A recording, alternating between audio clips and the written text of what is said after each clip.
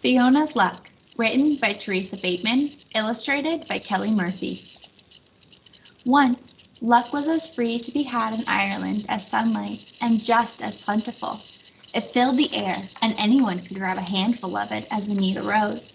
This was largely due to the leprechauns, for they made luck like cows made milk.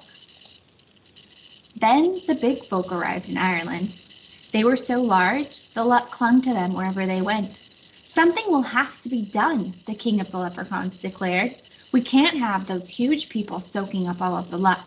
What would be left for us? So, under the king's orders, the leprechauns wove fine golden thread into magical nets. Then, late one midsummer's eve, when the luck was at its height, they swept it up and stored it all in an oak chest by the king's throne, so he could distribute it where and when he chose. But the leprechauns had been too thorough.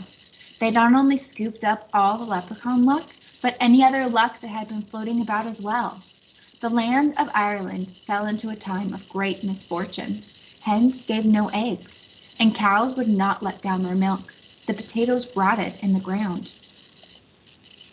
Now, it happened that in Ireland there lived a woman named Fiona.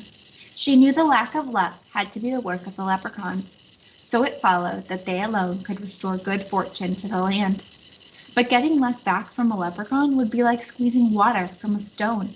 Not that it can't be done, but it usually requires more strength than you're apt to have. Sometimes cleverness, though, is worth more than strength.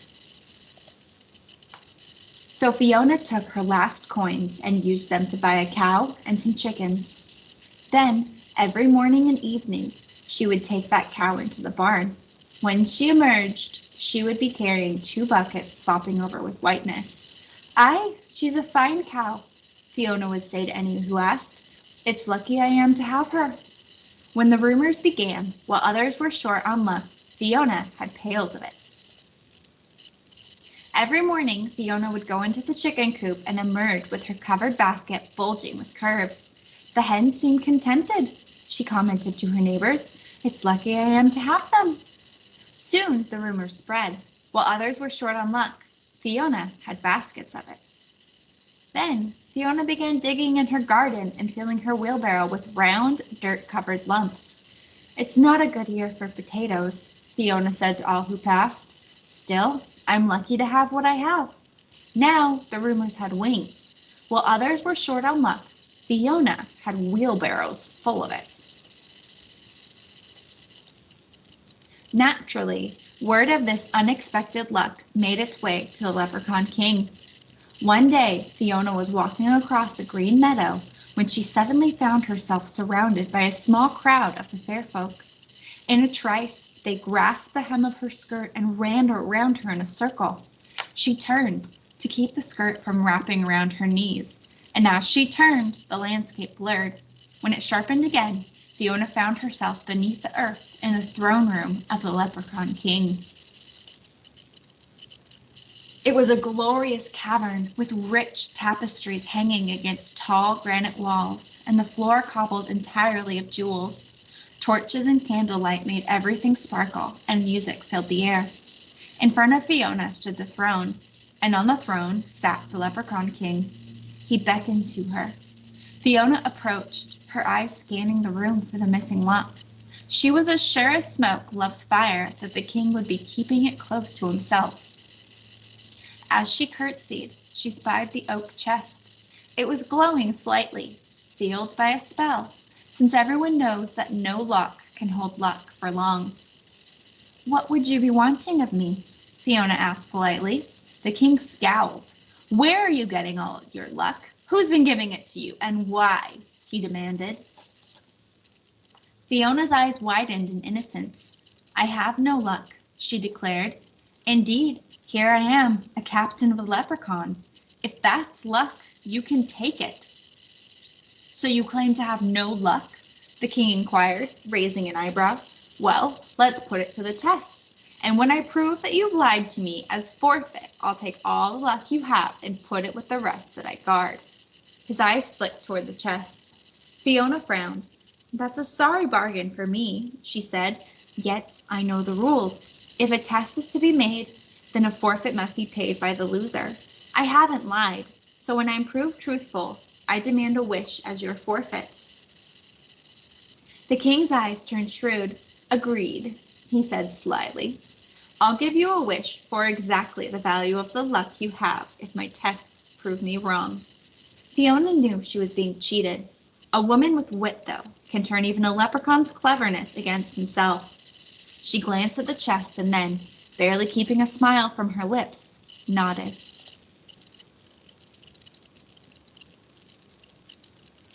So the agreement was made.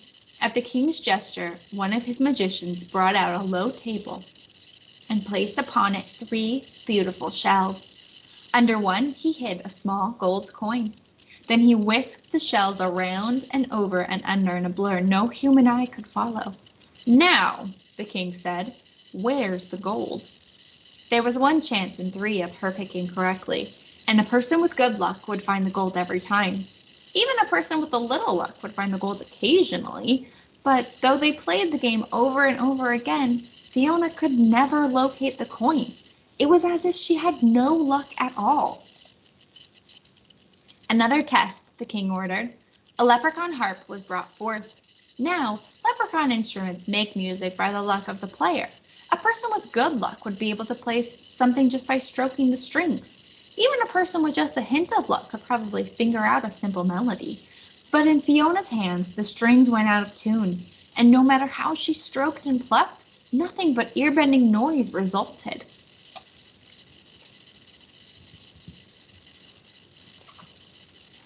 The king shuddered and frowned. Could he have been mistaken? Perhaps the last test would prove him right. "Bring out the chess set," he demanded.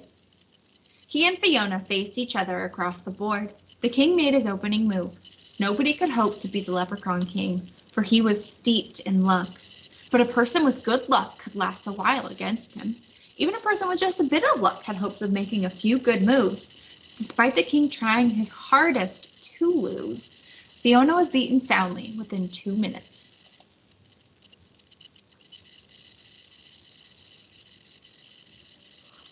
The king eyed her in amazement. "You have no luck at all," he declared. "But what about the milk and the eggs and the potatoes?" Fiona sighed. "If I fill my milk bucket with whitewash, or my egg basket with pine cones, or my wheelbarrow with dirty rocks, surely that's my own business. I told you I had no luck, and I didn't lie. Now I'll take my wish and be on the way." The king nodded slowly. "Indeed, I did promise you a wish, but for exactly the value of the luck you actually had. You've proven to me that you have no luck at all, so that's all you can wish for. Nothing." He smiled at the cleverness of his reasoning. All well within the limits of leprechaun law. Then his smile wavered, for Fiona was smiling too. "So I can wish for nothing?" she asked. She nodded, puzzled. "Then I wish for a hole," Fiona continued. "A hole is nothing after all, and that's exactly the value of my wish. I wish for a hole that will never go away, and I wish it to be in the lid of that chest." She pointed to the chest of luck by the king's throne. The power of a wish, rightfully earned, is not to be denied. A hole appeared in the chest, and luck began escaping immediately. The king howled with rage. But what could he do? He had made a bargain and was forced to keep it. With an angry wave of his hand, Fiona was whirled away. When she opened her eyes, she was back in the meadow, the sun just rising over the hills. If there was an extra sparkles of the sunshine and the grass glowed greener than before, well, it was only to be expected. And that is why, from that day to this, you'll always find some luck roaming free around Ireland. For the hole is still in the chest, and the king must keep his promise. But as for Fiona, well, as she herself said, "Luck's all well and good, but myself, I'd rather depend on my wits."